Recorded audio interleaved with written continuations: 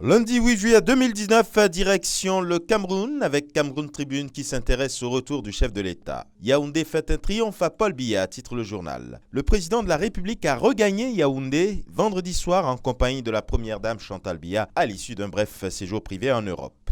Le voyage le plus long, rebondit mutation. Le chef de l'État a regagné Yaoundé vendredi après un court séjour privé particulièrement tumultueux en Suisse, rajoute le quotidien. Et quant à Sans Détour, il parle lui d'isolement diplomatique en affirmant qu'Emmanuel Macron a lâché le régime Biya. Au Gabon, l'Union s'intéresse aux résultats du premier tour du baccalauréat pour le compte de la session 2019. En progrès, titre le journal. Les candidats de la session 2019 du baccalauréat auront été un peu plus nombreux à réussir à l'examen dès le premier tour. Et avec Togo Matin, on parle résultats des municipales. Un avant-goût pour l'élection présidentielle de 2020, se demande le journal. Au Burkina Faso, le pays s'intéresse à la campagne agricole 2019, les recommandations de l'ANAM. Quant à l'Express du Faso, il est question du déploiement de la fibre optique au Burkina Faso et c'est la ministre Hadja Fatoumata Ouattara qui visite les chantiers. Tension sociale en manchette du quotidien L'Information pour tous, rencontre gouvernement-syndicat, la reprise des négociations annoncée pour le 22 juillet prochain. En manchette de Sidoya, zone de libre-échange continentale, le rêve des pères fondateurs de l'Union africaine se concrétise à Niamey. En Côte d'Ivoire, 45e session de l'APF en manchette du quotidien Le Jour Plus, Ouattara sort le grand jeu. Amadou Soumaoro plébiscité à la tête de l'institution, comment Guillaume Soro a été noyé, semble vouloir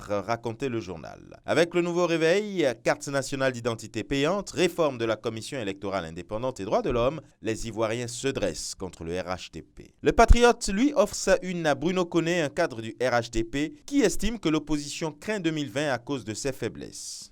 Le sursaut lui propose à ses lecteurs un dossier spécial, la présidentielle 2020, les armes cachées de Guillaume Soro, ses hommes et ses réseaux, et pourquoi l'ex-président de l'Assemblée nationale fait peur. Et enfin, du côté du royaume chérifien, avec le quotidien Le Matin du Sahara et du Maghreb, Son Altesse la princesse Lala Zineb préside à Rabat l'Assemblée générale ordinaire de la Ligue marocaine pour la protection de l'enfance.